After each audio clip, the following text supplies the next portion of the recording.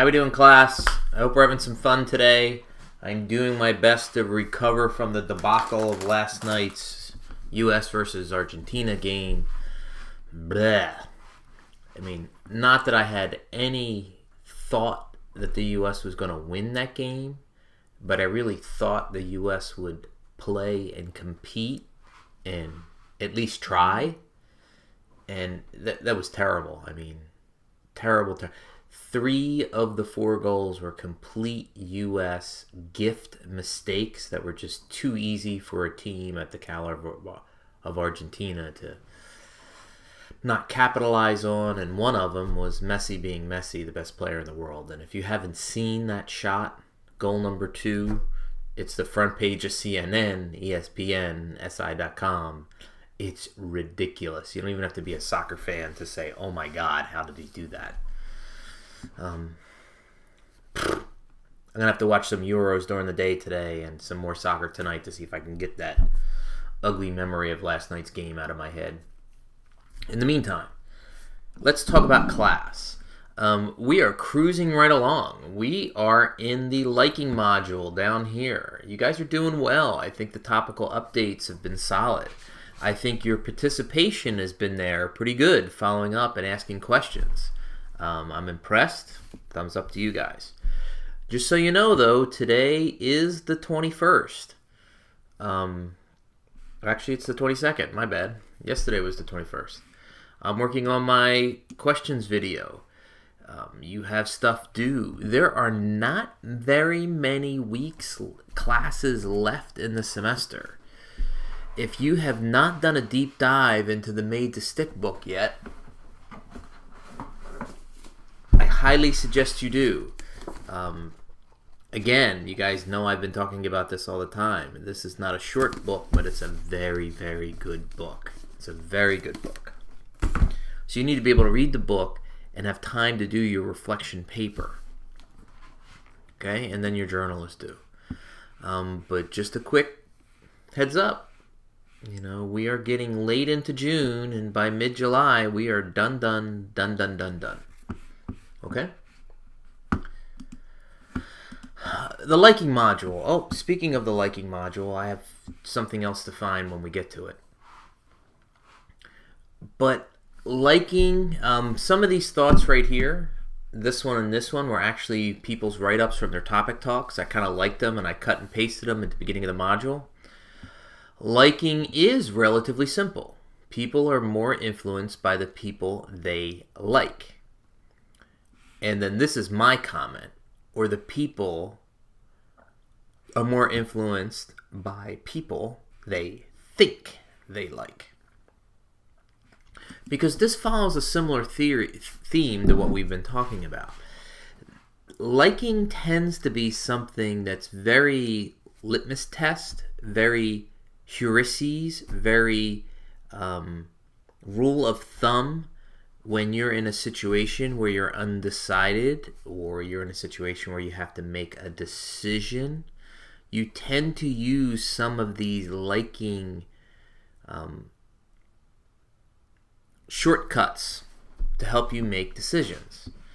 You know, we talked about in the chapter similarity, complements, and association. We like people that are similar to us. We like people that we can associate with. We like when people flatter us. You know. Also, I didn't do the topic talks. They were in the order in Blackboard. Some of the ones I pushed up. This one I believe is Noel, and I wanted to talk specifically to this one. And I believe that this one is Sarah, because I wanted to talk about Facebook and the like button and the power of like, especially within social media. So let's dive right in. Do we treat similar and physically attractive others more favorable because we believe they have more desirable genes to pass on to future generations? The short answer to this question is yes. The long answer to this question is this is evolutionary psychology. You know, there is a strong evolutionary bias to us as humans We're talking about 100 years and 20, 30, 40, 50 generations of genes being passed down, where physical attractiveness has an impact on future generations. Now, we might have talked about this 5,000 years ago, that physical attractiveness would be the people that we would want to only for genes and reproduction purposes.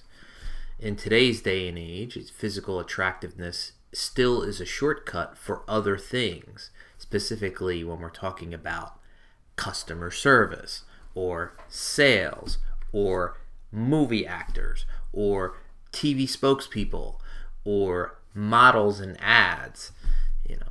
We use these as a shortcut. Do we like others because they indirectly justify our behavior? Similar to a social proof. It's not liking others. In this part of the question, we're talking about association. We're talking about similarity. Here's a prime example.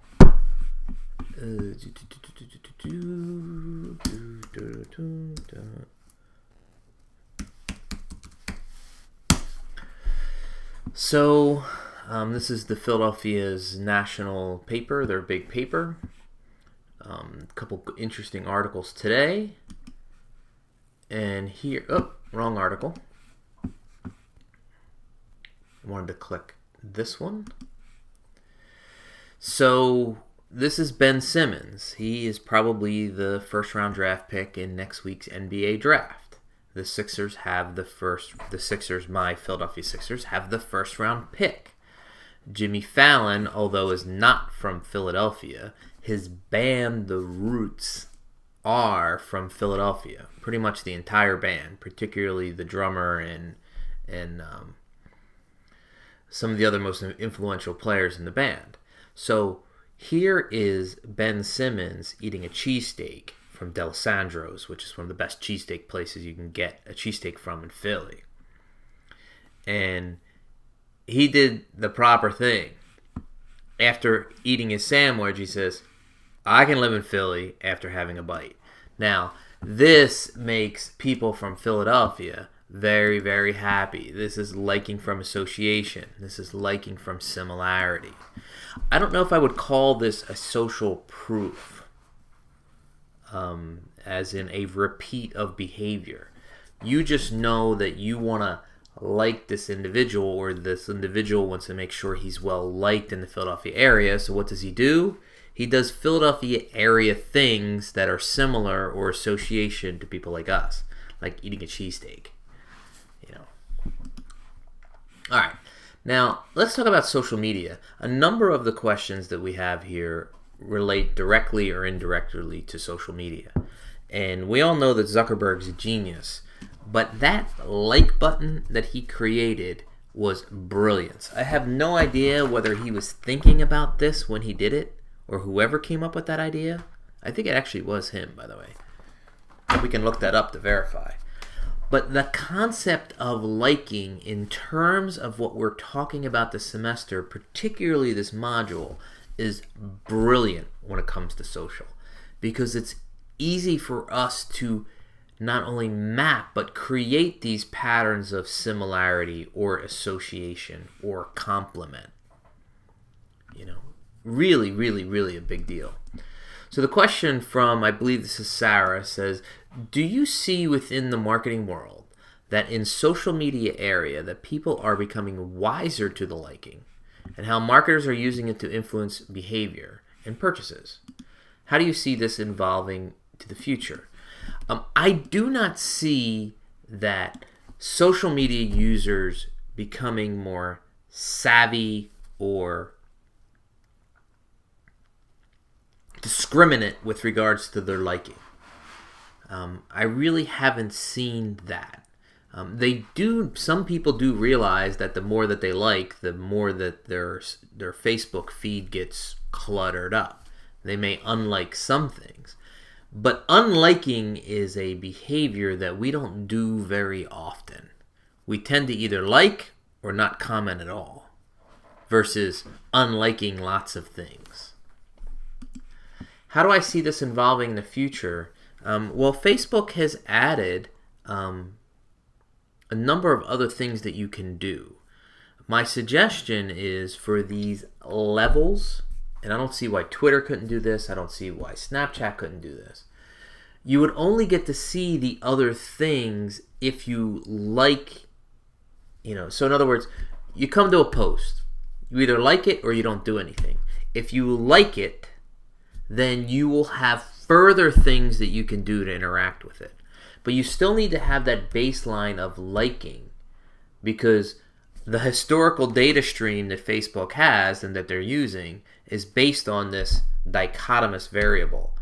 And if you start from point A, when there's a dichotomous variable, like or nothing, and then you do like, nothing, and like 5 other different things, I think it muddies up the data stream. I really believe that you should like, and then after you like, you'll have more things that you can do that is easier to pair than if you just had 5 different options from the get-go. Do you agree that advertisers are not and should not be worried about the negative side of this influence technique? Well, advertisers really only care about the positive side,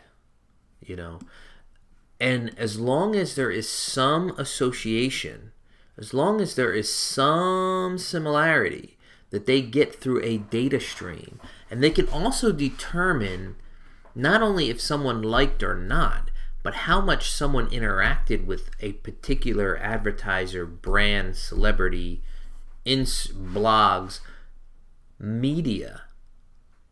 And you can get not only a flavor of liking, but a flavor of activity.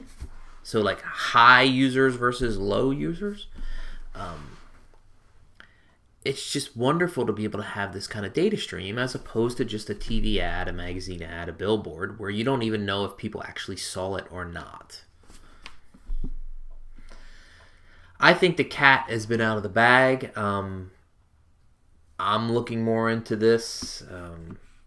My most recent, and I'll send this to you, www.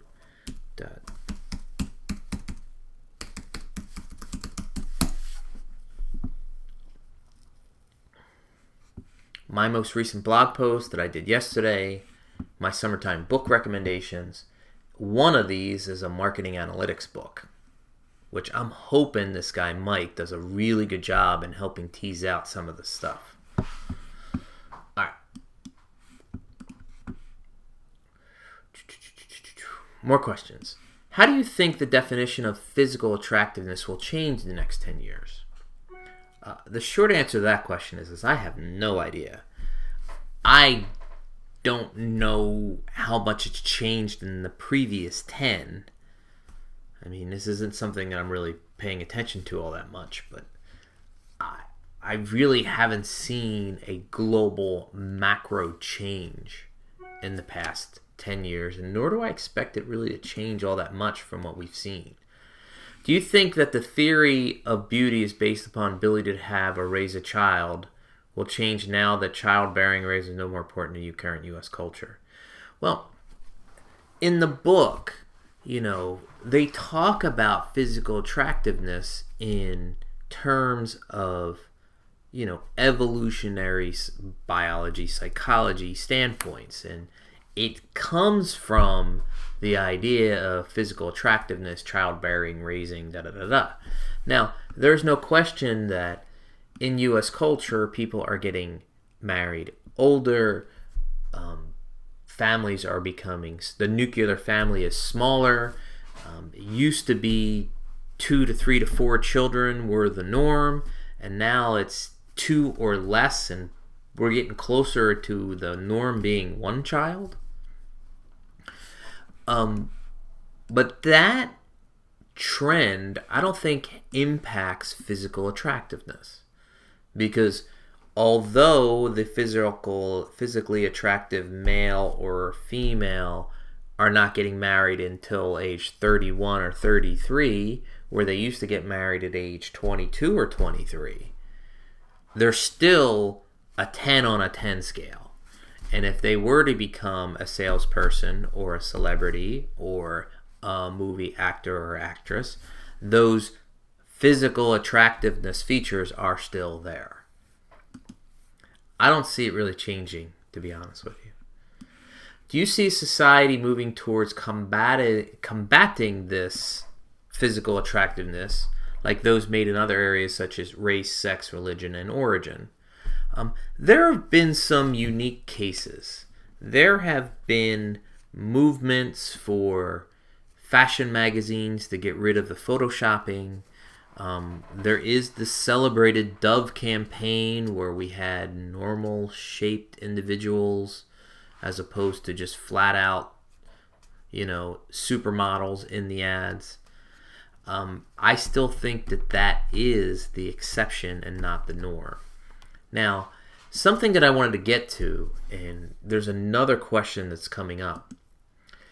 I alluded to it when we get to when I opened up the module, where shorthand, quick decision, uncertainty, this is when the halo effect, the bias towards physical attractiveness, have a much stronger influence. Over time, when you meet people and you understand them and they become one of you and they become part of your community, the physical attractiveness effect loses its power over time. So it's still good, it's still effective, but across time and across data, across events, so there has been, in the last 25 years, race, sex, religion, and origin, we are seeing a more pluralistic view within society, particularly the U.S. society, on these big four, quote-unquote, hot-button areas.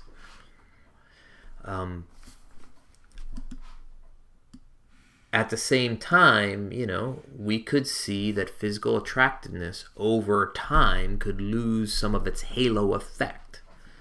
But in the short term, if you're in a foreign country and you need to ask someone directions, and someone who's physically attractive, you probably are going to go up and ask them first before someone who has tattoos all over themselves. The influence of attractiveness appears to be biological nature. Yes, it is. If so, how can it be combated at a societal level? I think this is kind of where we're getting at here. It's over time and learning, where physical attractiveness, isn't necessarily part of similarity, complements, and association. But similarity, complements, and association happen over time. They don't happen instantaneously. So we learn. There may be people at work that over time you developed a strong bond with this individual, but not right off the bat. On page 160, Cialdini talks about the negative association with bad news. Bad news. Okay. Would it be beneficial to try to find a silver lining when delivering bad news to assist the messenger being associated with the bad news? You can. He was talking about good cop, bad cop here on this page specifically. And you might want to have someone who's the bad cop deliver the bad news. And you might want to have someone associate, because there is an association if you get really bad news with that individual. Could you try to give some part of the upside when delivering bad news? Yeah, but some of this bad news is really, really bad. If you have, an illness that can't be cured, well, where's the silver lining there? That's a tough one. You know, it depends on what the bad news is and the severity. Is there anything you can think managers should do to increase their likability when they are constantly delivering and therefore connected to bad news? For example, profit loss, removal of bonuses, implementing favorable practices. Well, we can just go to the top of the page, and if the boss is not part of the machine and the bad news, and the boss is part of the team, and the boss is part of the team, and he or she is just the messenger, he or she is just the medium, well, then I don't think the team is going to be upset at the boss. I think the team should be thankful that they're hearing this information from one of their friends, as opposed to hearing this information outside or through the grapevine. How powerful is this weapon of influence compared to those who have preceded in the text? Okay. I normally answer this question at the end of the semester, but since it was asked now, I'm going to show you something. Let me hit pause and I'll find it. All right.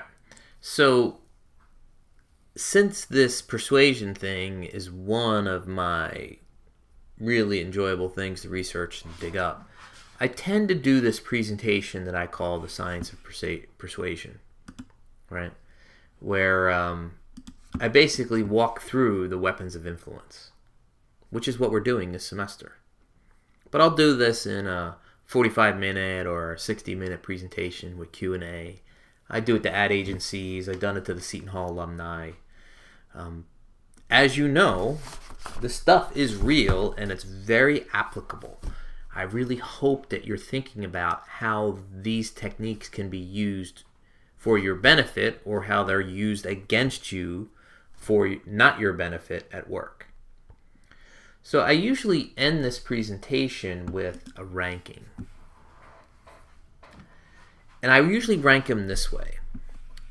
I put reciprocity first: scarcity, social proof, and authority. The reason why I rank them this way is reciprocity is something that can happen relatively quickly. Okay? The quid pro quo, that feeling, this is something that is a very, very strong effect. And this is something that time frame wise can happen quickly. Scarcity is very concrete. This is something you can imbue scarcity in 30 seconds or less in a sales presentation. It's not a hard thing to do. Social proof, this is something you can show social proof in 10, 15, 30 seconds or less. You can signal authority or be an authority figure very, very quickly. Okay. Now, commitment and consistency, which is our second module, and liking now is our fourth module, these two things happen over time. These are not quick hits. Only the physical attractiveness is really quick with the liking. But most of the stuff within this chapter happen over time. You know. So this is how I rank them. I think reciprocity is the strongest. I think scarcity, social proof, and authority are things that you could do persuasively very quickly. Commitment and consistency are still very good. Liking is still very good. But these things happen. These are longer term. These things tend to happen more over time. Except for physical attractiveness. How does this principle have a similar opposite effect, where one can refuse compliance because we dislike the person requesting it, although it would be in the individual's best interest to comply? Absolutely. Absolutely. If you have a predisposed bias towards a particular individual, then guess what? You are automatically negative when he or she starts an argument. And that is something that occurred over time. The article raised an interesting point about likability being more important for women than men.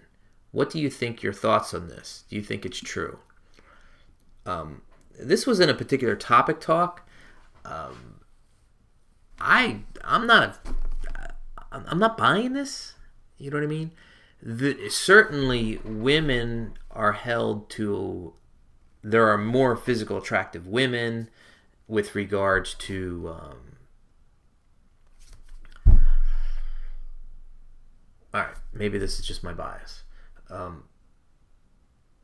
But in ads, physically attractive men, physically attractive movie stars, physically attractive athletes, there is no question that both men and women are rated for physically attractiveness.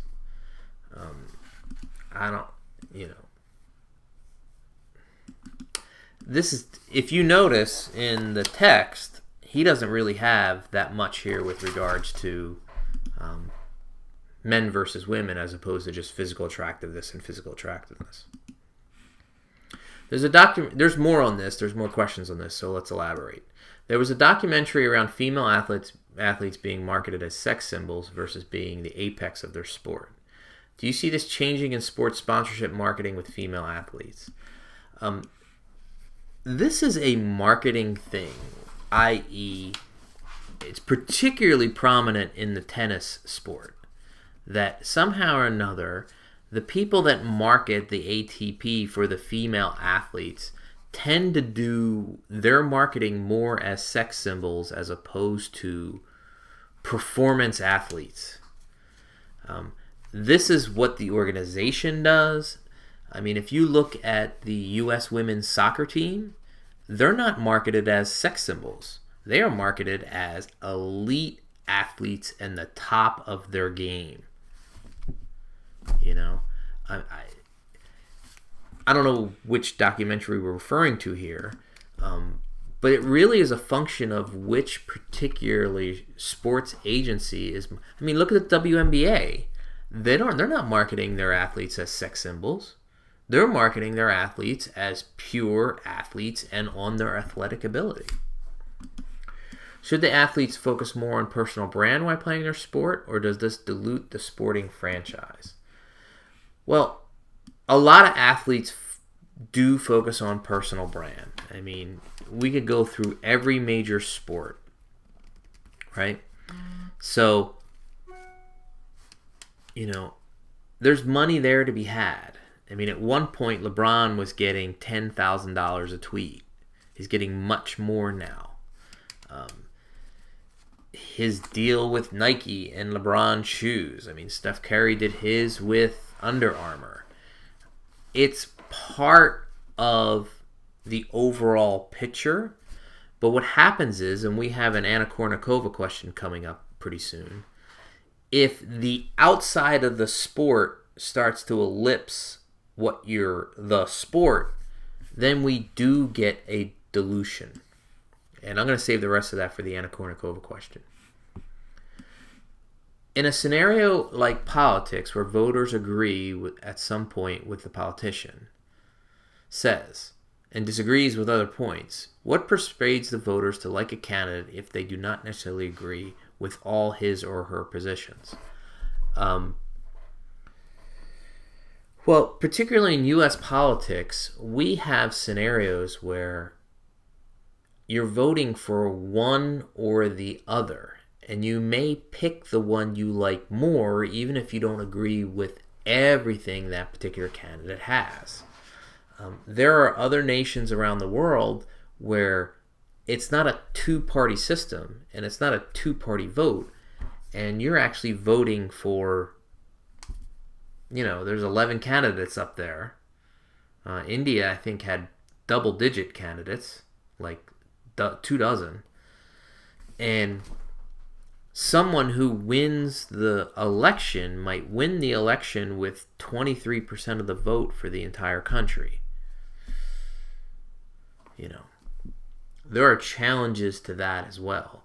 And you may have voted for someone, you know, that completely supports everything that you agree with, or you agree more with this individual than anyone else, even though there's some things that this particular candidate, you know, if you want to vote and if you want to cast a vote, you may have to make that decision on casting a vote versus 100% agreement.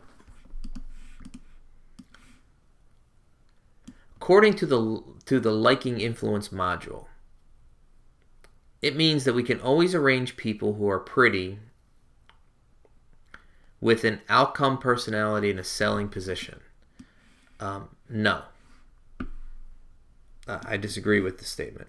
Can people who are introverts do well in a marketing job? Absolutely. Because in real society, marketers are talkers, happy, and funny.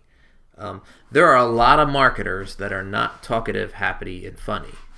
There are a lot of marketers, especially when we're talking more about analytics. Now, the marketing jobs that you're referring to tend to be the marketing jobs that are customer facing, that have more of a salesperson type personality. Now, in this day and age, we are in the world of CRM, customer relationship management, where we're doing long-term relationships, okay?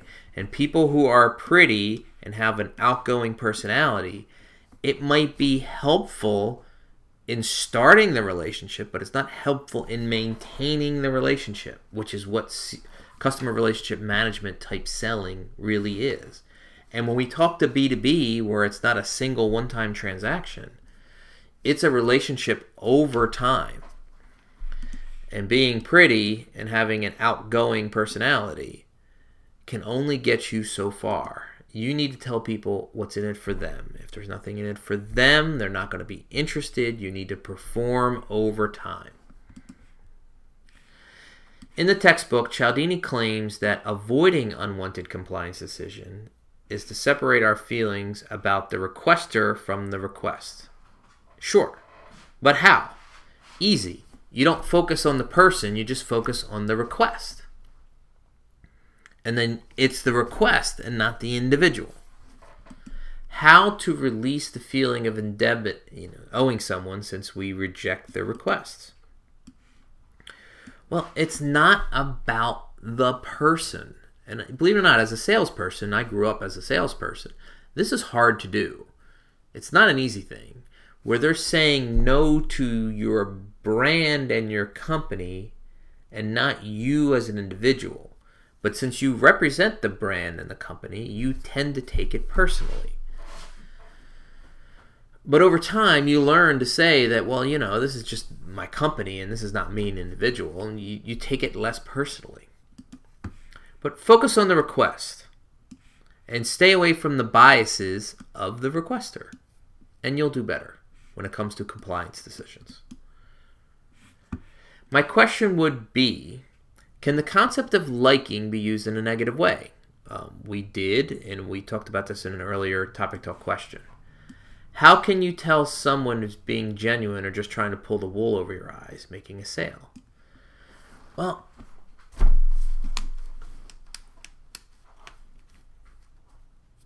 I hate to use the word trust, so let's take that off the table. But it's really comes down to what's in it for you. If there's something in it for you and there's a true benefit for you, and the salesperson is just trying to be a consultant, a problem solver, or a helper, guess what? But you can feel if you're being manipulated. If someone is trying to pull the wool over your eyes, and they're using these techniques in a negative way, and you recognize that they're being used, you can figure it out. And you can avoid, having the wool pulled over your eyes. At the end of this semester, you are going to be more savvy to a lot of things that could have tripped you up in the past. In addition to the workplace, into the classroom, do you think the jigsaw method functions well in the workplace, or could function well in the workplace? Just so that we're all on the same page, the jigsaw method is on page 158 through 160-ish there. So what they try to do is build teams. And just like we had in the beginning, they want the teams to have similarity and association. And in some of these districts, where they did the tests, they went across gender, ethnicity, and a couple other variables to build a team that would call themselves a team, even though on a quick litmus test, they all have certain varying demographics, and it is highly effective. If you can add diversity within your workplace teams, and that diversity, for instance, a classic problem is between marketing and sales. Okay, the marketing department and the sales department rarely work well together. It sounds funny, but there tends to be lots of political battles involving these two groups. Another perfect one tends to be R&D, creating new products, and operations, the building and workflow of existing organizational functions in manufacturing. Those two groups tend to not work really well together. Well, in a market-oriented world, which some of you in class have been beat up by me all last semester, where we get rid of those functional silos. Functional silo is marketing. Functional silo is sales. And you integrate, creating this jigsaw across divisions, across departments, across teams, you will see a positive effect. There are there are dozens of very strong market-oriented articles in the literature, and they all show the same thing, that cross-functional teams work really well, and you get the similarity and you get the association effects from this chapter. Okay? Questions. What is the difference between liking someone and having an established relationship centered around reciprocity, and which is more valuable? Well, reciprocity could be a one-time quid pro quo. It may be not something that someone you like. It could be someone did a favor for you, and even though you're not your best friend, you still feel the power of reciprocity to return the favor. Where it could be the case, this is your best friend, it already is someone that you like, you already have a 10 or 5 or 12-month history with them, and guess what? The reciprocity thing is not a hard thing to do. Which is more valuable? It's more valuable with friends. It's more valuable with people that are close to you. Because you'll do anything for them and they'll do anything for you, as opposed to having feeling of the obligation just because someone did a favor for you. Does the way in which we place value on both change, on either of these, change depending on the personal or professional setting? I think I already answered that question. It does. The stronger your personal connection to someone, you will feel stronger reciprocity. These are your friends. These are your coworkers. These are your teammates. Guess what? There is a stronger valence to return the favor and reciprocity. Wait a minute. I think I missed the topic talk. Let me hit pause for 1 second. I just went back and I wanted to make sure. I thought there was a separate set of questions for the Anna Kournikova of blank, and it was Alex, and this was actually the documentary question here. I thought it was further down, and this was someone else. Just to finish my thoughts on this one, Anna Kournikova was the 10th ranked tennis player in the world, right? But she realized that she could make more money outside of tennis, and she let her tennis game completely fall apart. Well, she probably had a stronger...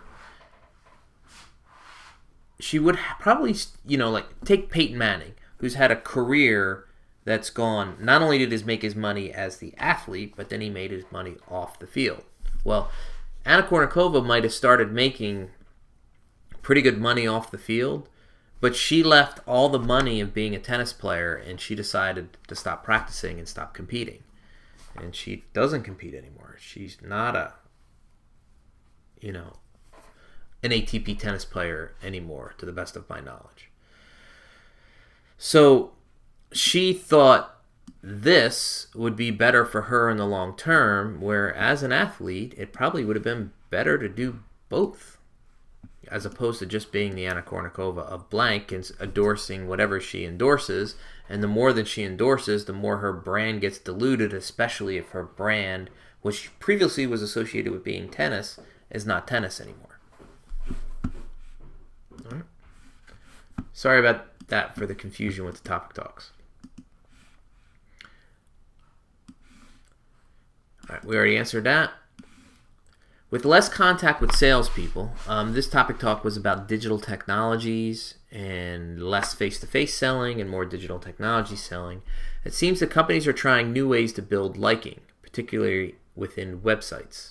Shopping sites often include stories of owners or store histories, or pictures of customer service representatives are shown, and discounts that are offered for referrals, such as the endless chain, which is what was referenced in the text. What are some other ways companies try to build the feeling of liking without direct personal contact? Well, within social networks, it's not stories from owners or histories or some customer service. These are your friends and family members. Okay, these are people you directly know because you like something within a social network and they like something within a social network. A brand can then aggregate the people and the strength of a relationship between two people, and you can unofficially, and Facebook does this by the way, endorse something to someone else without really knowing that you're endorsing something to someone else.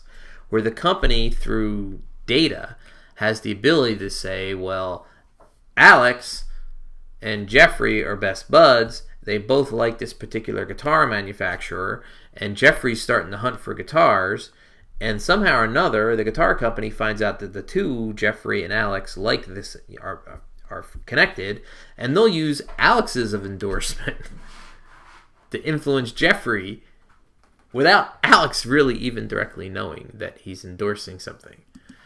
There's been some controversy with that within Facebook, but yes, this is something that companies and social media firms do. The other things that they tend to do, and this is over time, it tends to be a content stream over time, like a podcast, that over time you get to learn about a particular individual, you kind of associate with them, you become part of their worldview, and that kind of thing. Here's another example. Let me see. Again, this was from the Philadelphia Inquirer.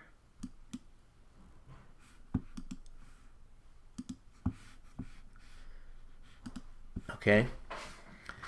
So this is a 21-year-old person from right outside of Philadelphia. They call it the Main Line, but it's basically the King of Prussia area.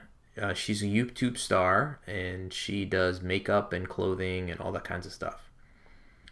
So this is her channel within YouTube. Some of you are subscribed to my channel in YouTube. But she has 8.3 million YouTube subscribers. She gets about 100 million views a month. She's 92nd in the world, top 100 in the world for YouTube subscribers. This is a celebrity in today's world. She created a new show. If Google was on summer break, she answers these particular questions. This show is getting 1 million followers. This is her Twitter followings, Instagram. She's getting 1 million views a day on these particular shows that she's creating. This is big business, and she has particular advertisers. She doesn't have like Dove, for instance, but let's say she has Dove, and she has an advertiser on. She has a sponsor such as Dove giving her money, and she talks about Dove. And then the 8.3 million people that are subscribed to her on YouTube, well, you can go back through the APIs and look to see how many people are watching her show and also have liked Unilever products. And then go like this, And of the 8.3 million, let's say that there's a subpopulation of 145,000 of those people that you can send very, very targeted messages from her about the products that they liked on Facebook. And it's really, guess what? Some of the most direct targeting marketing is ever done. I'll send you this link too when I send you the video link.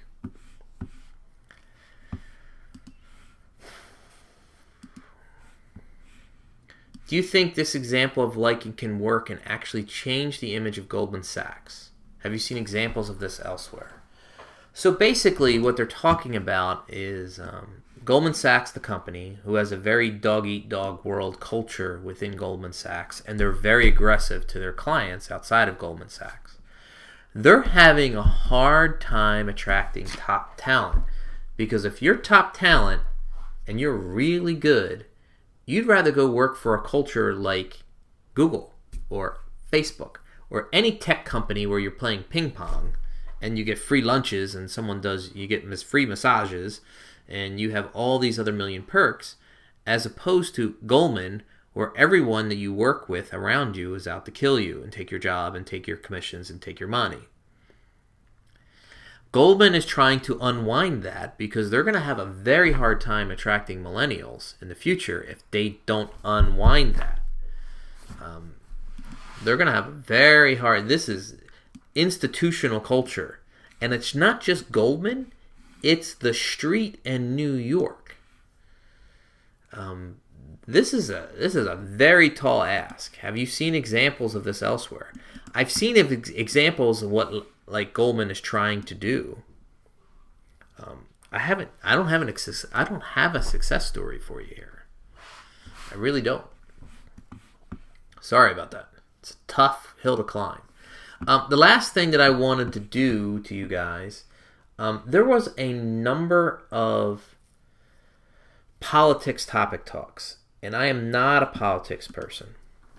A couple about Trump, a couple about Hillary, yada, yada, yada.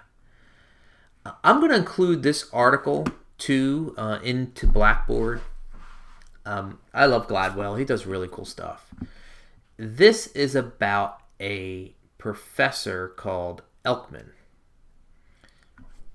And they have the ability to read faces. This is a spectacular article. If you don't want to go read the whole Malcolm Gladwell book, which I believe is Blink. Blink is about making short heuristic decisions, and face and facial expressions is an easy one. And guess what? If someone's attractive and you're seeing facial expressions, one of the topic talks says, is Hillary really likable or not? And some of it might have to do with this and less about the individual and their track record. There is an incredible example here about her husband. I'm going to find it for you in a second.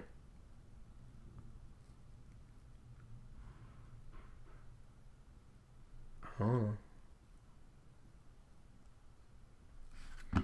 Elkman recalls the first time he saw Bill Clinton during 1992 Democratic primaries. I was watching his facial expressions and I said to myself, oh boy, this is Peck's bad boy. This is a guy who wants to be caught with his hand in the cookie jar and we want to love him for it anyway. There was this expression that was one of his favorites. It was the hand in the cookie jar, love me mommy because I'm a rascal look. It's AU 12, 15, 17, and 20 with an eye roll. These are the muscles in the face that he's mapped out, what he's talking about here. Elkman paused and then reconstructed that particular sequence on his face, because he's really good at this. He contracted his zygomatic major, the 12, the classic smile, tugged the corner of the lips down, the triangulus, AU 15, he flexed this, da-da-da-da-da-da. And finally he rolled his eyes. And it was as if suddenly Slick Willie himself were in the room. I knew someone who was on this communication staff, so I contacted him. Look, Clinton's got this way of rolling his eyes along with a certain expression that conveys I'm a bad boy. I don't think it's a good thing. I could teach him how not to do that well in like 2-3 hours.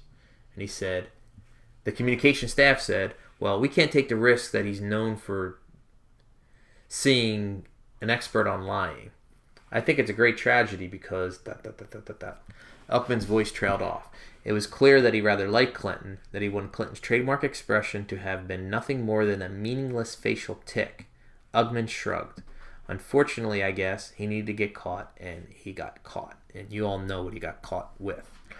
They talk about Kato Kaelin and the O.J. Simpson trial in this article. It's an awesome article that's directly related to this module.